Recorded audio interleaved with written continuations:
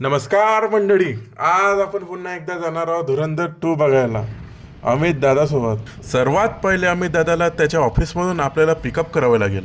हे दादाचं ऑफिस पूर्ण निसर्गरम्य ठिकाणी. A few moments later. दादांची चालण्याची स्पीड पाहून माझी एकच रिॲक्शन निघाली. चलो जल्दी जल्दी जल्दी. अरे चल तो रहा हूं अभी, क्या उड़ू. 2 घास वडापावचे खाऊन आम्ही निघालो टॉकीजकडे. अंदर घुसताच धुरंधरचा खरा माहोल जाणू लागला होता. थोड्याच वेळाने आम्ही आमच्या सीटचे निरीक्षण करून परीक्षण केले. सिनेमा चालू होताच त्यात तर पुष्कळ ॲक्शन आहे. निस्ती मारपीट, एक गोळी तिकडून तर दुसरी गोळी तिकडून, आणि कोणती गोळी तुमच्या. पण काहीही म्हणा, मास ऑडियन्ससाठी ही बेस्ट मूवी आहे.